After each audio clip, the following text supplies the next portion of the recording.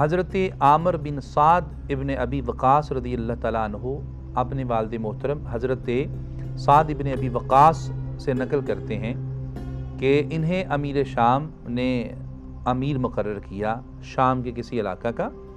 اور پھر ان سے پوچھا، یعنی امیر معاویہ نے ان سے پوچھا کہ ابو تراب یعنی مولا علی علیہ السلام کو برا کہنے سے تمہیں کیا چیز مانع ہے، یعنی کون سی چیز تمہیں روکتی ہے کہ تم ابو تراب کو برا نہیں کہتے؟ تو انہوں نے یعنی حضرت سعد ابن ابی وقاص رضی اللہ تعالیٰ عنہ نے فرمایا، جب تک مجھے وہ 3 باتیں یاد ہیں جو رسول اللہ صلی اللہ علیہ وسلم نے امیر کائنات یعنی علی ابن ابی طالب علیہ السلام کی شان میں فرمائی ہیں، میں انہیں ہرگز برا نہیں کہوں گا۔ اگر ان میں سے کوئی ایک بات بھی میرے اندر ہو تو مجھے سرخ اونٹوں سے زیادہ محبوب ہیں۔ میں نے رسول اللہ صلی اللہ علیہ وسلم کو فرماتے ہوئے سنا جب حضرت علی کو ایک مرتبہ غزوہ پر جاتے ہوئے اپنا نائب مقرر کیا تو حضور سید عالم اسلام کی بارگاہ میں علی علیہ السلام نے عرض کی، یا رسول اللہ صلی اللہ علیہ وسلم آپ مجھے عورتوں اور بچوں میں چھوڑ کے جا رہے ہیں؟ تو حضور سید عالم علیہ السلام نے ارشاد فرمایا کہ اے علی، کیا تمہیں یہ بات پسند نہیں ہے کہ تیری نسبت میرے قریب میرے نزدیک وہی ہے جو موسیٰ علیہ السلام کو ہارون علیہ السلام سے تھی، یعنی کہ جو ہارون اور موسیٰ کی نسبت تھی وہی تیری اور میری نسبت ہے، کیا تمہیں یہ بات پسند نہیں ہے؟ نمبر 2، نبی کرم صلی اللہ علیہ وسلم کی ذات اقدس نے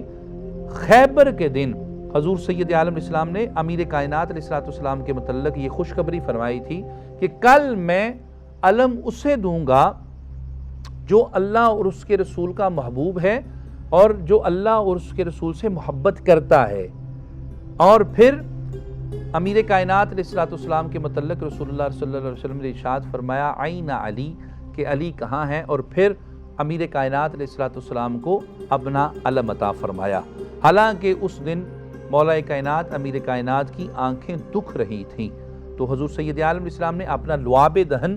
امیر کائنات علیہ السلام کی آنکھوں پر لگایا اور علم علی ابن ابی طالب علیہ السلام کو عطا فرمایا۔ اور تیسری بات وہ یہ ہے کہ جب یہ آیا مبارکہ انما یرید اللہ لیذھب عنکم الرجس اہل البیت ویطہرکم تطہیرا، کہ بے شک اللہ چاہتا ہے کہ محبوب آپ کی اہل البیت علیہ السلام سے ہر طرح کے رجس کو دور کر دے۔ یہ آیت جب نازل ہوئی تو رسول اللہ صلی اللہ علیہ وسلم نے حضرت علی، حضرت سیدہ زہرا اور جناب حسنین کریمین کو بلایا اور عرض کیا، اللہم ہاؤلائی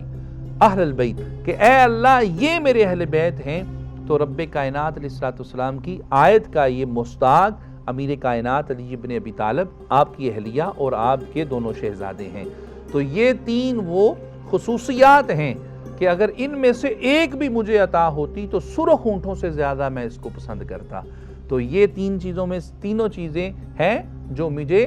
ابو تراب یعنی امیر کائنات علیہ السلام کے متعلق برائی کرنے میں